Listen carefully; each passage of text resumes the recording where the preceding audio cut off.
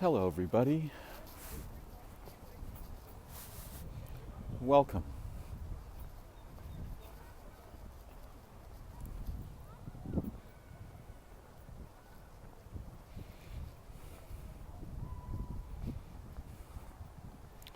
Usually, if I am thinking about my mind,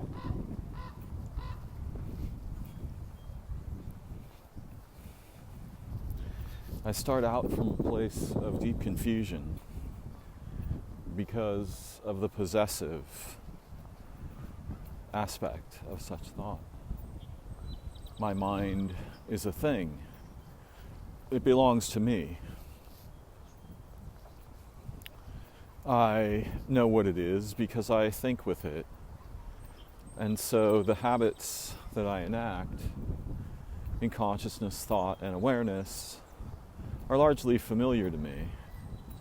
And because they're familiar, I will tend to repeat them.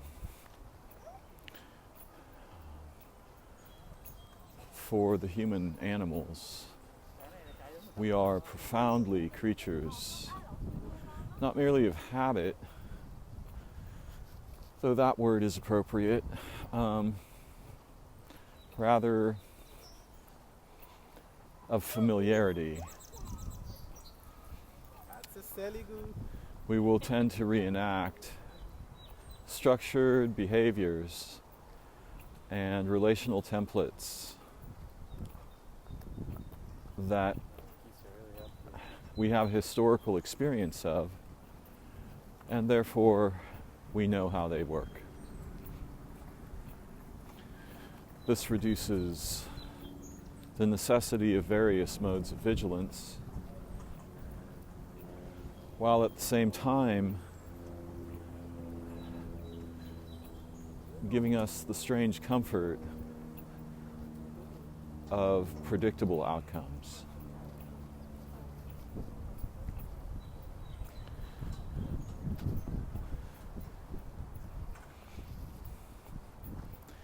Although we are not intrinsically averse to novelty, nor are we intrinsically averse to ambiguity, we learn to become thus over time. The strange gravity of the other humans with whom we relate, and for some of us, living places and animals, which introduce novelty, but also introduce some other modes of predictable, familiar behavior.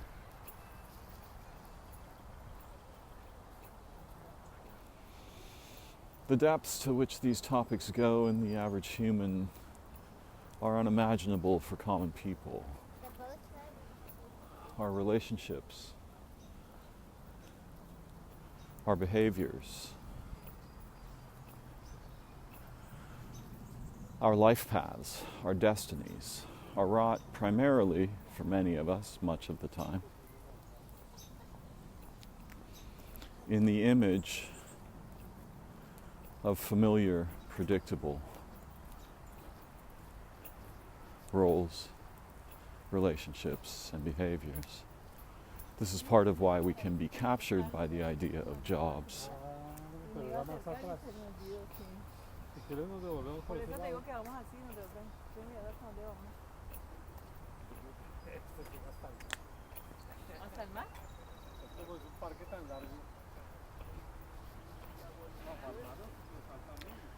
In modernity, in our modern experience, there are specific features of our societies whose primary purposes are to reduce ambiguity, thus reducing vigilance, thus increasing the apparent accuracy of predictions. So the principles ambiguity, vigilance, and prediction underlie so much of our common experience. Prediction can also be thought of as planning. You can just switch out that P word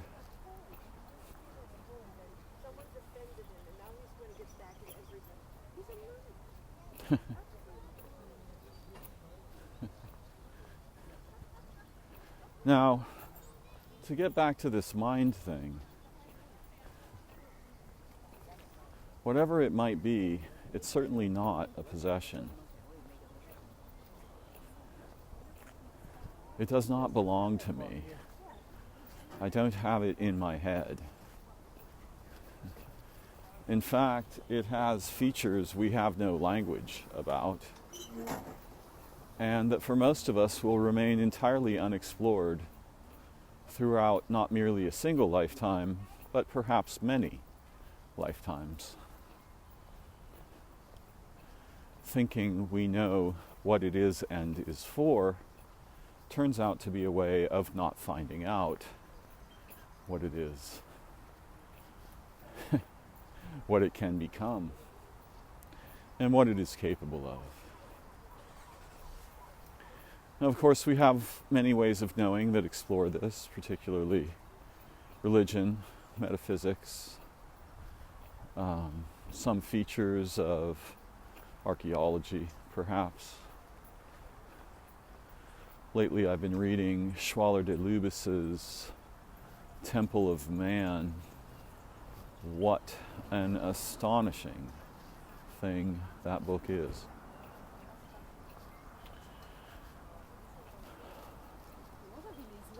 But what I want to talk about today, although I'm open to whatever seems to arise in my awareness,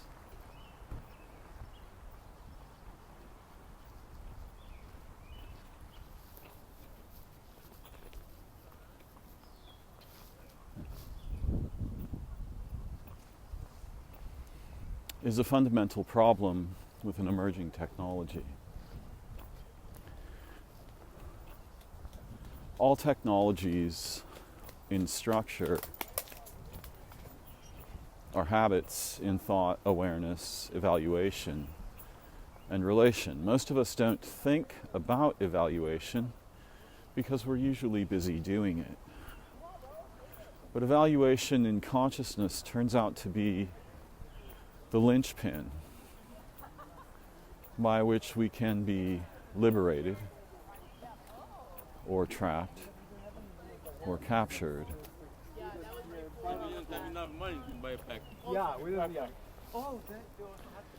One of the most fundamental demons of our modernity is what we call advertising. And advertising exists to fundamentally manipulate our evaluations of ourselves, the world, our identities, our character, our dreams, our fears, our hopes.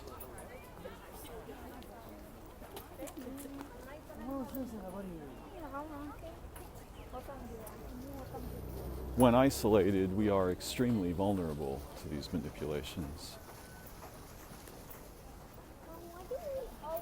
And advertising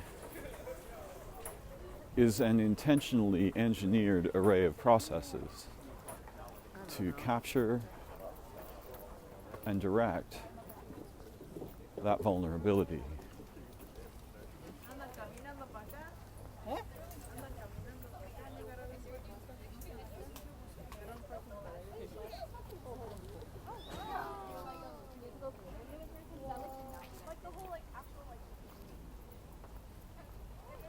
But we are involved in evaluation all the time. When we are relating with our experience, novelty, which can be understood as a synonym for ambiguity in the little equation, awakens faculties that have been designed, in a sense, to cope with it.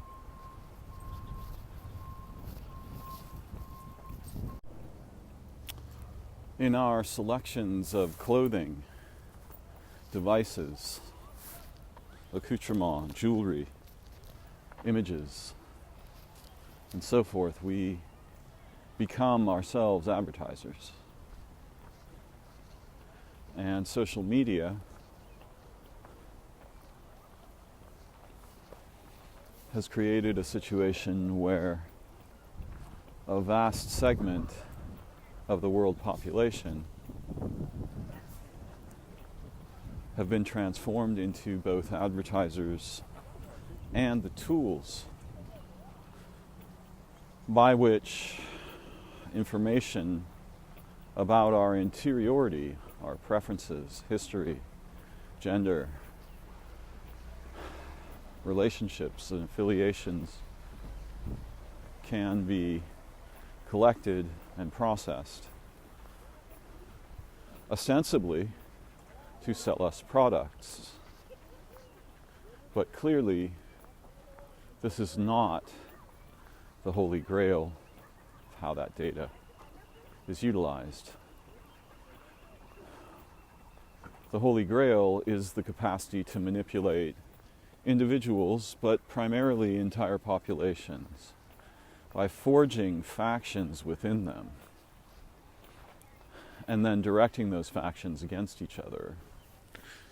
One can easily create a situation where the extremely confused subjects of these endeavors can be influenced to make decisions and evaluations which are at once nonsensical and lethal. Lethal in the sense of causing them to forget what it means to be human or alive or intelligent. Lethal in the sense of producing the loss of lives, killing, homicide.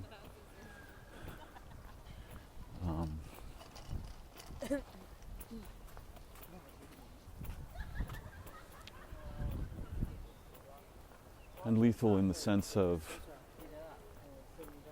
productive of dangers that are as incomprehensible as they are impossible to give answer to.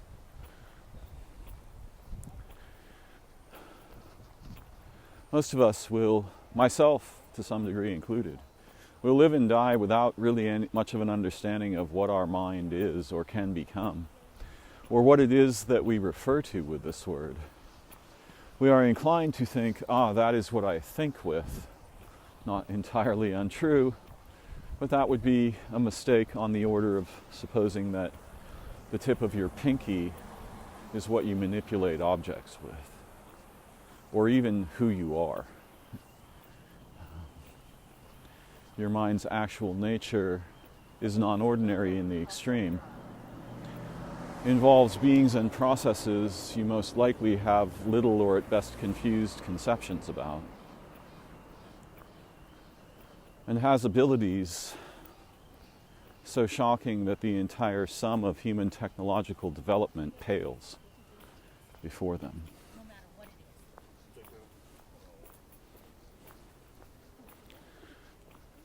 However, it's not my goal here to elucidate those faculties and abilities.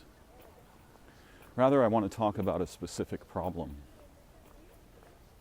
that has to do with evaluation.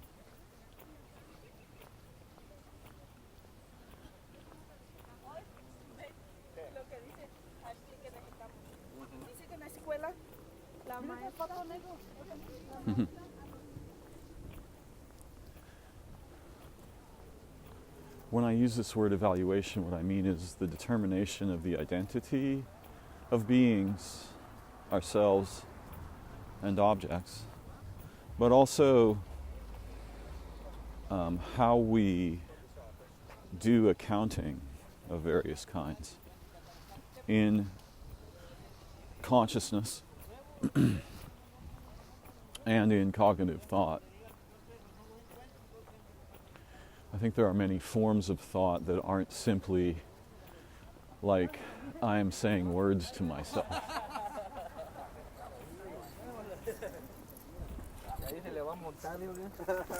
Or I am processing statements, questions, etc.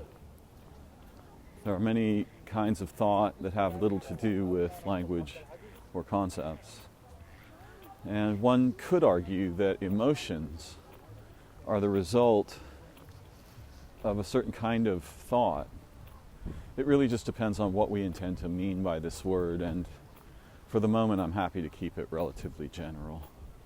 But usually I use it to refer to, it seems reasonable to use it to refer to structured cognition that I may or may not be aware I am engaging in. The politics of affinity and disaffinity have to do partly with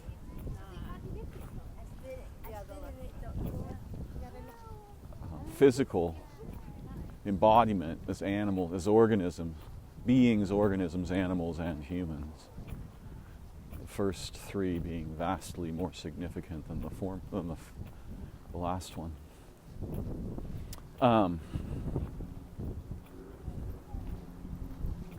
What I am concerned with today is a significant problem that has become monumentally more significant in recent time.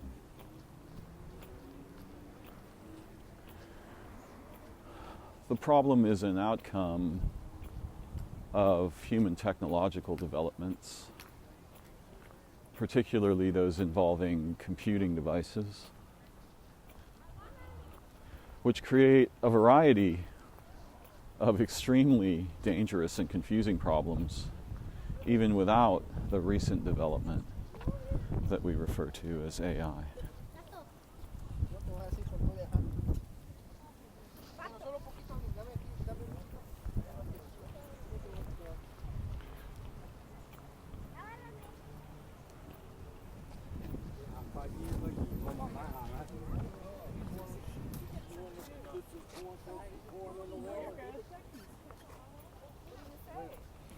The existence of this array of technologies is in itself devastating to the human senses of vigilance, prediction, and evaluation.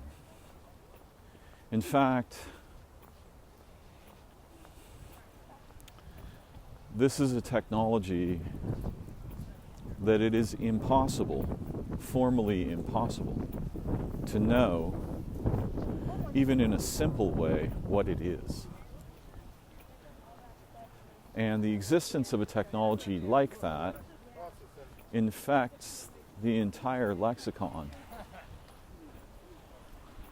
of human knowledge traditions. Again, I don't know how long it lasted for, but with a feature that cannot be disambiguated. Again, it is impossible to disambiguate AI.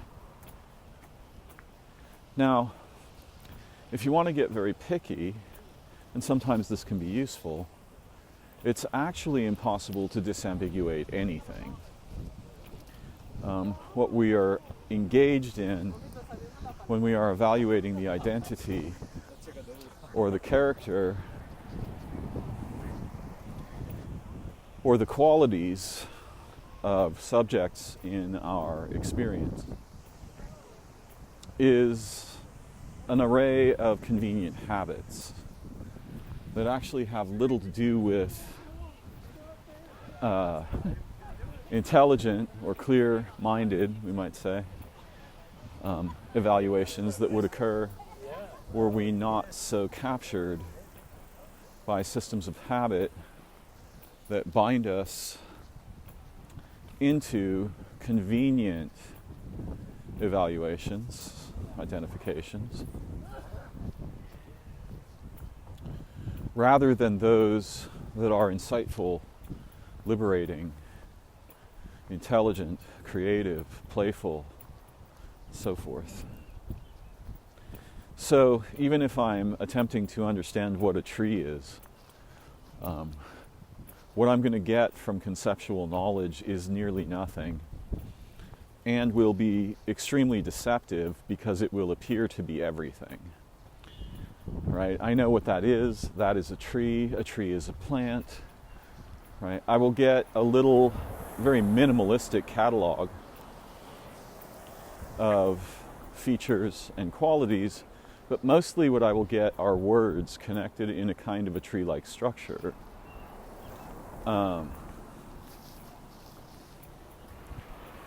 And this is as familiar as it is devastating to human intelligence. So if we want to be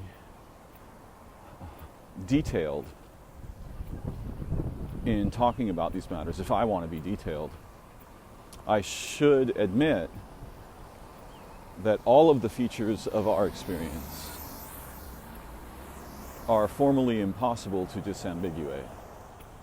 The degrees to which we manage disambiguation or identification are the results of historical, the developments of conceptual technologies and linguistic technologies, which we inherit and authorize primarily because those around us encourage us to do so, reward us for doing so, threaten us for not doing so, and so forth.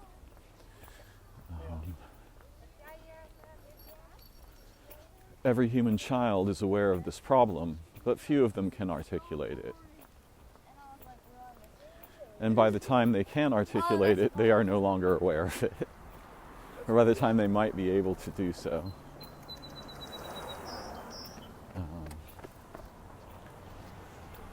However, with this thing we call artificial intelligence, which is a kind of a catch-all phrase for a broad array of technologies,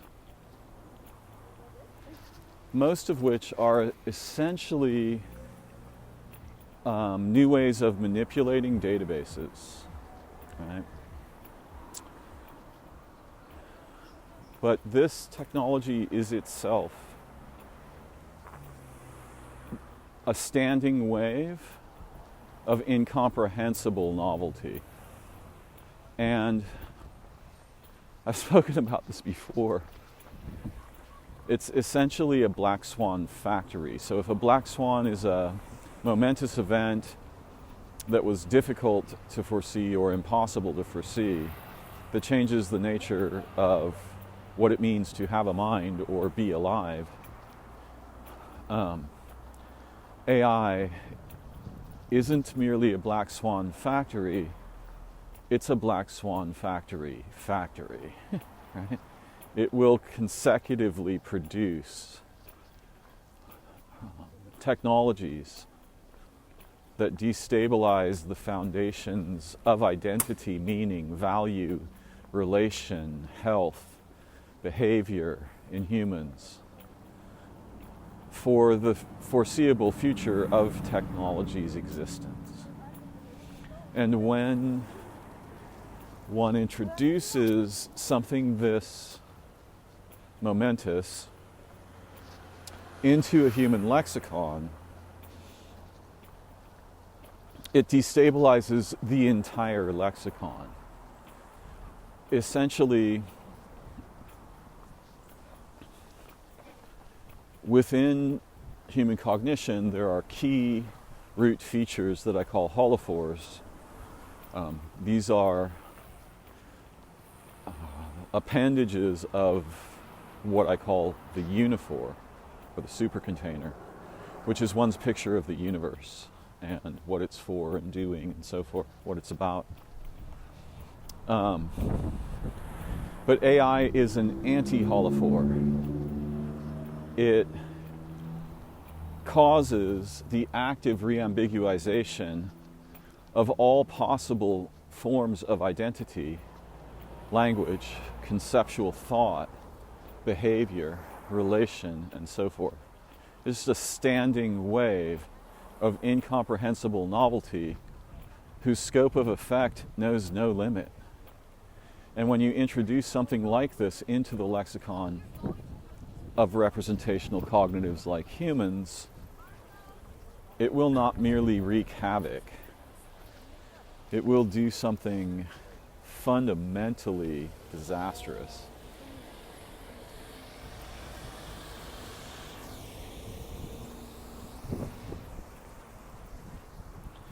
which is it will affect the root, it will affect the foundations of that which we use to make evaluations with.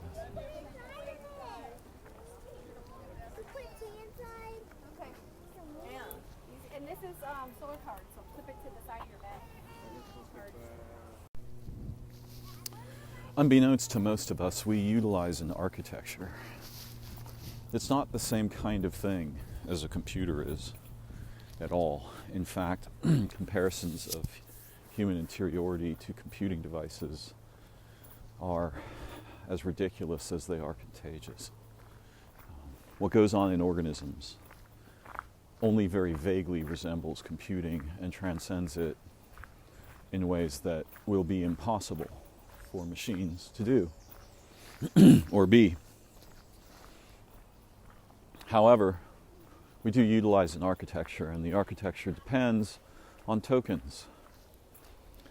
And the functioning of that architecture depends on knowing conceptually, in a limited way that's convenient and deceptive, what something is.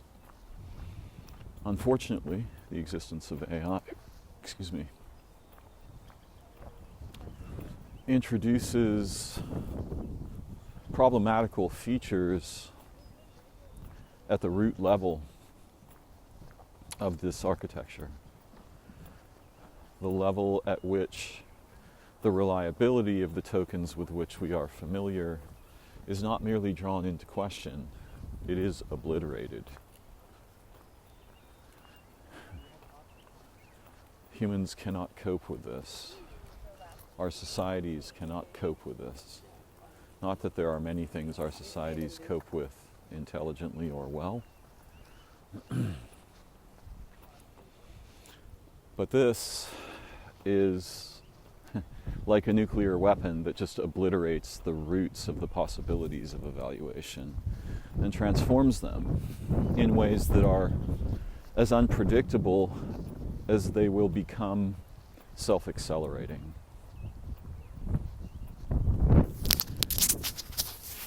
So to say that we're in a big mess is a momentous understatement of impossible to understand failure to communicate to us the nature or depth of the problems we must now contend with as living beings.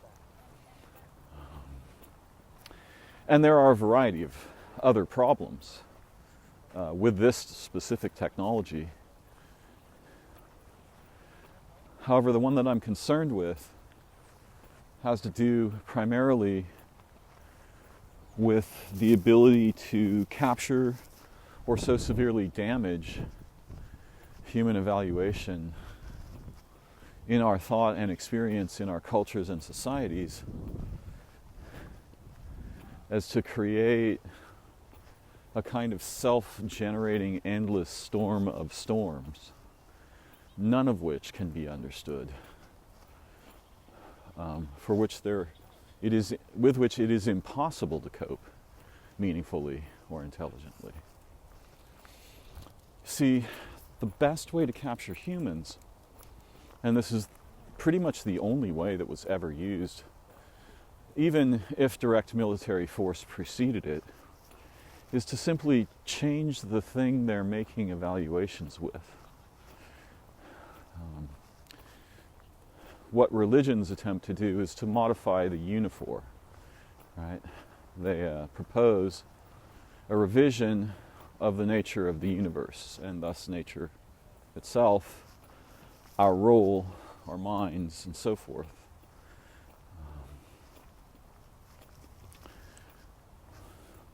But the thing that I'd like you to understand, and I'm not trying to frighten you, I'm trying to get you to see a feature of the situation so that you might be able to acquire some degree both of awareness of it and also the capacity to either do something better with your mind and your relationships and so forth, or evade some portion of the dangers.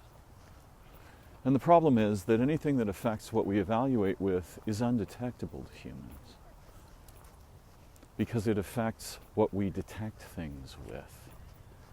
So it can easily become self-occluding, right? Self-invisibilizing. You can't be aware of things that affect the things you use to detect stuff with, right? Because, as should be obvious, your capacity to detect that it is different today than it was yesterday disappears when the thing you're making those determinations with has been modified. Not only will you not notice this, you will not remember that it was modified. So this is the holy grail of manipulating humans. It's also the holy grail of manipulating the structured fictions that we call our societies. This represents infinite asymmetric military advantage. And that's the last thing you want any human cohort to be in possession of. It will rapidly lead to dire game theoretical decision making,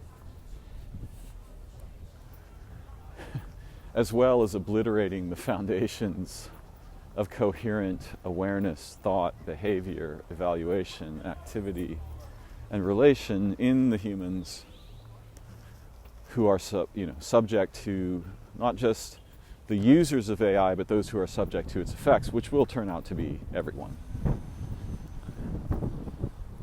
But this principle that I want to highlight is simply this: that which affects what you detect change with, essentially your evaluative architecture, is itself undetectable because it modifies what you would use to detect it with.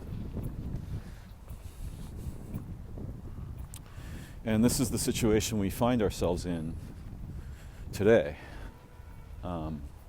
Though we are in the early phases of it, the effects in the human population are already dramatic, and many of them we will never discover because what we would have used to discover them has been modified without our being aware of this. Human minds form a network, and though there are what we could think of as ordinary physical transports in this network, there are also non-physical, non-ordinary transports in this network, and they outweigh the physical transports gigantically.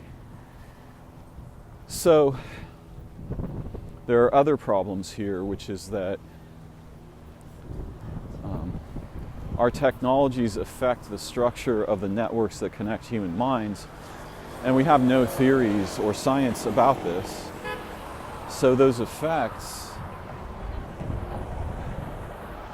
cannot be examined or accounted. We have the same problem in our knowledge systems that we're going to have and already have in our own minds. If something were damaging the network of human minds, we would not detect it. We moderns don't actually have language that refers to what I call the cognitium. And the human cognitium is floating on the layered cognitia of the ecologies, the anciently conserved ecologies. So as we, as a species, burn those down, we will get dumber in cascades of self-accelerating disaster that, again, we will be unable to detect. If something makes you dumber than you were yesterday, your chances of detecting it are extremely small, right? And they grow smaller as your capacity for intelligent evaluation and awareness declines. The LLMs could be understood as cognitium parasites. They will suck the energy, vitality, history, and intelligence out of human experience and access into devices.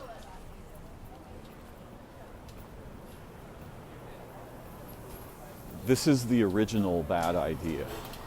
Like, electing demons would be better.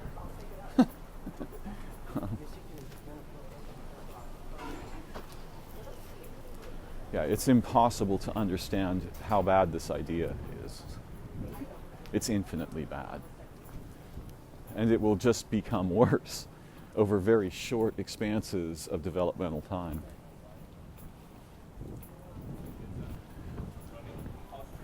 The human cognitium is delicate. It's very easy to manipulate or disrupt it. And one of the simplest ways is just destroy ecologies. You know, up until fairly recently, this wasn't... The ecologies were resilient enough to sustain and recover from various degrees of damage introduced by industry, human industry. But that ended, well, that resilience has been going away in ever expanding ways and degrees, primarily over the past couple of 100 years, but in a highly accelerated way over the past 50, and a much more accelerated way over the past 10. The human cognitium is the origin of the possibility of you having a mind. Your mind is not in your head. What happens in your head is something like transceiving, right? You receive, transform, and emit structured information. Of course, information isn't even really the right word. From and back into the cognitium, the network of human minds. And this should be obvious even if you look at our electronic behavior. This is what's going on.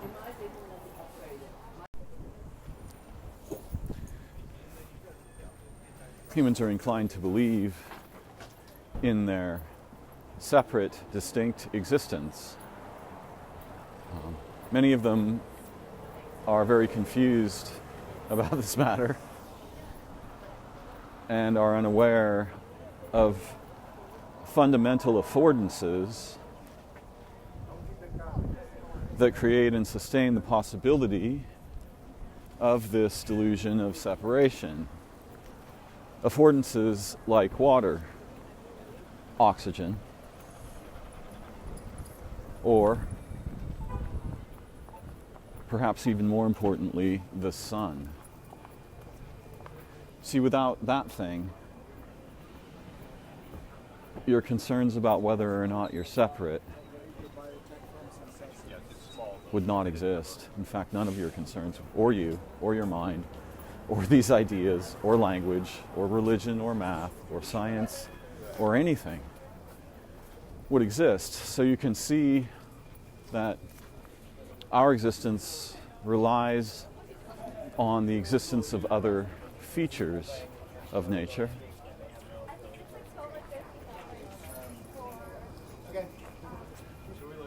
Which we can become inclined to dismiss in our certainty of self-sufficiency, individuality, separation, and so forth.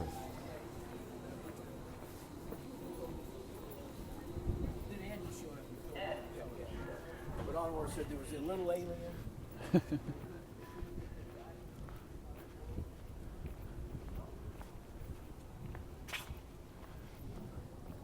The architecture with which we make evaluations is undergoing, at this very moment, irreversible, devastating data loss, right? Like, as if the possibilities of that architecture were similar to a brain affected by dementia or Alzheimer's. And the human cognitium is taking damage at an ever accelerating rate from 9 different problems, not just the problem of AI. The collapse of the environments, the incoherence of our societal structures,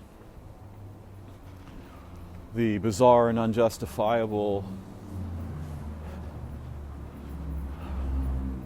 investment in the propagation of devices and machines, prisons, and particularly machines for war.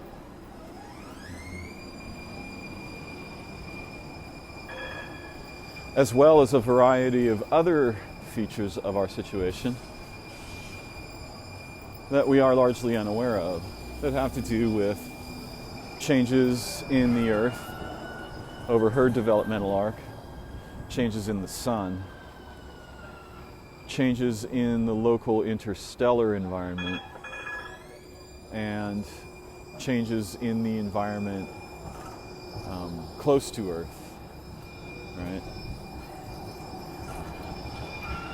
The humans have, the moderns particularly, have an amazing track record for making the worst possible decisions at the worst possible moment. And you can expect that inclination to continue and expand. If you tell modern societies, for example, that there are only 10,000 tuna left in the ocean, rather than preserve them, they will go to war to acquire them. Right? So this is... It's similar to imagining that if you were hungry, the wise move is to extract one of your own organs and sell it to get drugs that will inhibit your hunger. Right? This is the kind of behavior that our societies are constantly and ever more aggressively engaged in. Obviously, the most crucial imperative is the establishment of a non-local society of humans who are actually intelligent and are both immune to and aware of the features of these contagious diseases that we have in their stead, and so can both point them out to others and engage in behavior and societal development that is so profound, beautiful, human, intelligent, playful, and alive that nobody would want to be left out. We could outcompete the societies and situations in which we are trapped very rapidly in an extremely short and shocking period of time, perhaps 30 to 90 days. Under amenable conditions, which of course we must create or opportunistically catalyze. In precisely the same, partly the same, and partly the opposite way of how we are captured by bullshit and lying and commerce and advertising and so forth.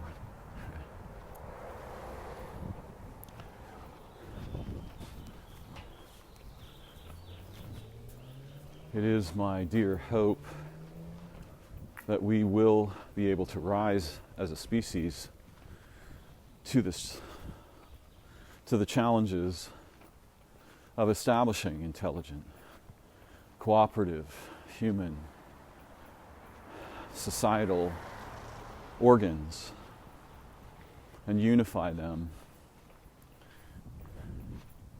in ways that are as beautiful as they may seem unimaginable in our current situations. It's not merely a pipe dream. The earth, the sky, the entire history and future of life on earth depend on this one thing. And so, in this endeavor, wherever we may undertake it, even momentarily, we will find allies and intelligences of astonishing depth, virtue, power, that will give us the toys we need to accomplish the opposite of apocalypse. So grateful to have this time together today. Thank you for joining me. I look forward to learning together again very soon.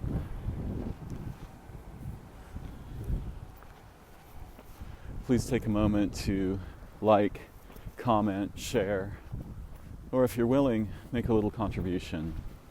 Makes a huge difference. And thank you to those who support my channel with donations and attention and interaction.